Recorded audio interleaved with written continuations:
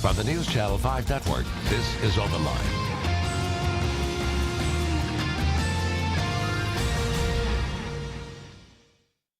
Hello everyone, welcome to OpenLine. I'm Ben Hall. Very good show tonight. We are talking about something you've probably seen a lot of popping up all over town, those donation bins. A lot of them take clothing, some of them take other things. We have an investigation from our consumer investigative reporter, Jennifer Kraus, that will start airing tomorrow night. And I'm very happy that we have her with us tonight. Jennifer, thank you for being here. Thank you, Ben. Also, State Representative Brenda Gilmore is here. Representative Gilmore, thank you for being with us. Thank you for the invitation. You bet. And we've seen you on the promo that's airing, the commercial for this story that's going to start running tomorrow night at 10 o'clock. But Jennifer, let's start. A lot of us have seen these things. How did you start looking at this? Well, you know, you see these bins, they're popping up everywhere. And if you haven't kind of realized or paid attention to them yet, I think once we point them out to you, then you will start seeing them everywhere. Because I'd kind of noticed them.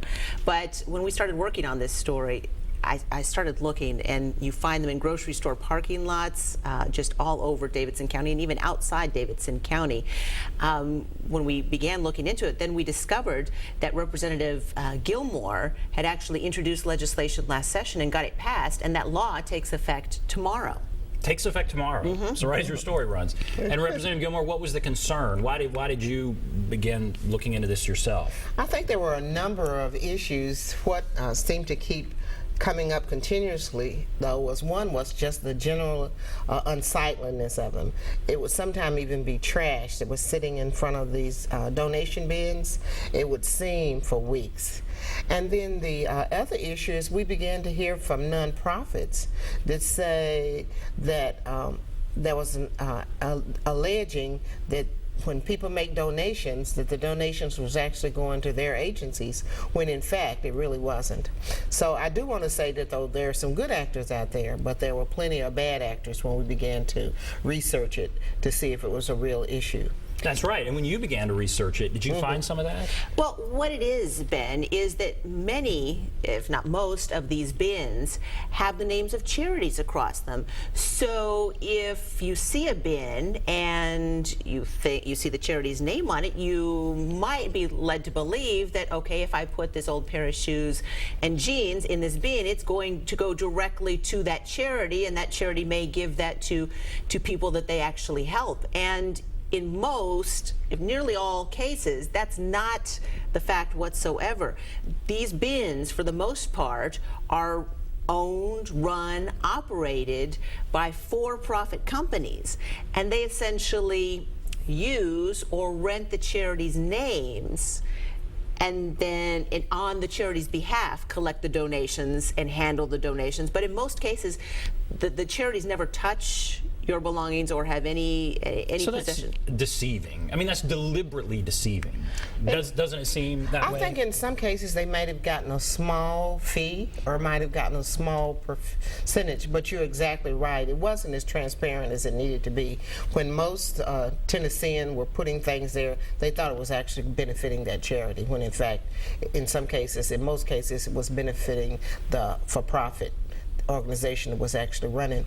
And one of the other issues being too is the donation bins would just pop up.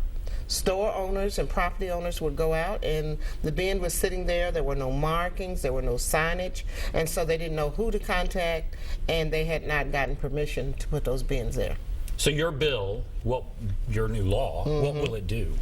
Well, it does go into effect tomorrow, July 1, and basically what it says is that you have to get permission from the property owner. You can't walk in and ask the clerk or a salesperson or a custodian or someone who does not own the property for permission to put it there.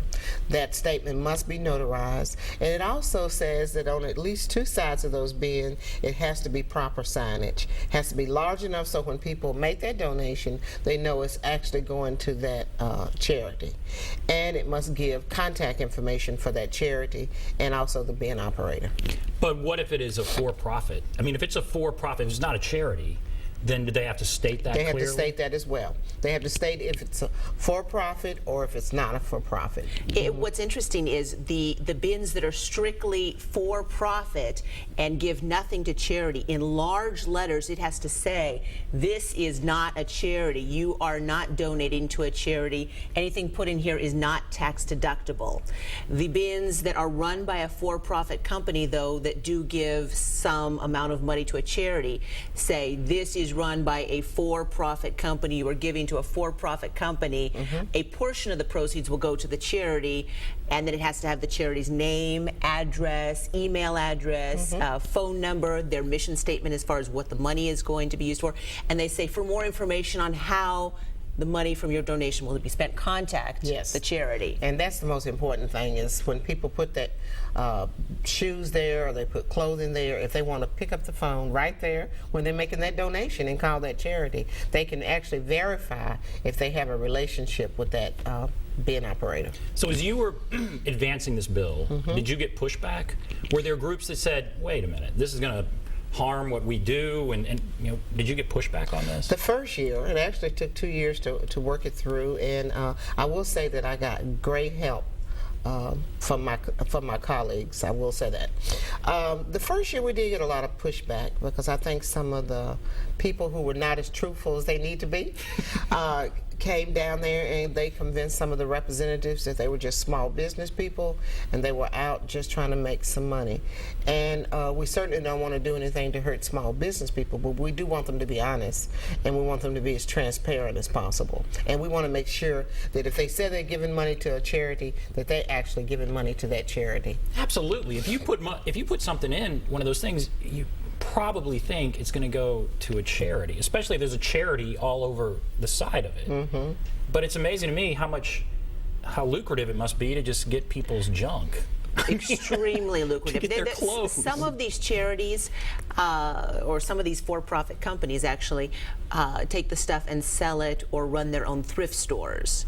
And from some of the records that we've looked at, it is extremely lucrative. Some of these charities give a small percentage to the charities. Some give more than others. So that's why it's so important that you contact the charity to find out how much exactly they're getting. But while some sell their stuff in thrift stores, others sell it overseas, and there's a very large market for that, recycled goods as well as just selling it. So some of the stuff that's just torn and soiled and stuff, they actually sell, and it's turned into rags or stuffing for furniture. The other stuff, though, is sold overseas in third world, taken to third world nations in many cases, I'm told. And so what I'm told is, though, is a lot of times when you see pictures of people in other countries wearing a Titan shirt, and you're wondering, how did that person wind up with a Titan shirt? From what I'm told, that's one of the ways they get there. Well, I want to give everybody a chance to call in. If you want to call, do you have an experience with one of these things? There's the number 615-737+, 615-737-7587. Let's go to the phones. Mike. Hello, Mike. Hey guys, how y'all doing up there? Great. What's on your mind? Hey, I got a question to ask. If I come up to Nashville, get something started like the beans you're talking about, and I'm a nonprofit, and I'm out trying to get something started for the homeless up in Nashville, for the homeless building, to be able to help the homeless get jobs and education and house the homeless in our building that I want to get started up in Nashville. Just wondering if I could come by and maybe talk to the news lady and maybe let people know what I'm doing, that it's strictly going for the homeless to give them new clothes and stuff like that, and to help them, get back on their feet. I guess what I'm trying to say is, could I maybe come up and talk to one of the ladies and maybe have lunch and see if they maybe could help me get things going up in Nashville? And well, let's ask about established in my building. I would like to call it Life Changing Music City Learning Center and help these people in any way I can. And I'll hang up. Thanks for your time. Well, that's very noble. What I would recommend is that that gentleman would call the Secretary of State And if it's a for-profit, then he would need to register with the Secretary of State, and there's just a very small fee, just a very minimum fee. In that way, Secretary of State is able to monitor what actually happens with that bin. If it's strictly for a charity, we welcome. We certainly recognize that we need to do everything we can to help the homeless population here. But in any event, he needs to go through the right procedure. You just don't come up and set up a bin on someone's property without getting permission. Sure. And most certainly you don't say you're going to give it to a charity to benefit people, and then we find you're not doing That's not that. what's happening. Yes. And actually, if you are in fact running one of those bins and it is going to charity, you also need to contact the Secretary of State's office. They have a division, Charitable Solicitations and Gaming, which oversees all charities in Tennessee. They have strict regulations there, and you must contact them and fill out paperwork, and they oversee the bin supervision now for charities as well as non-for-profits, as well as even organizations that or companies that are for-profit that are doing nothing with charity. They at least now have to register with the state. And the state is launching a whole public service kind of get the word out campaign now. We were out when they were shooting a public service announcement that they're launching on Twitter and throughout social media. They're also starting kind of not so much enforcement yet. I think they said they were going to give the bin operators a month or so to kind of get things before they started, sending out letters and warning folks of fines. But they are encouraging the public to kind of help be their eyes and ears, and they're launching through a Twitter campaign. The Secretary of State's office, they're encouraging people, if you see a bin that doesn't have the correct marking or you'd like to know more about it or anything like that, you're supposed to take a picture and tweet it back to the Secretary of State's office. They've got a special link through their office, and they will check and they will look into it and they'll respond to you. Yes. That's very high tech. Yeah.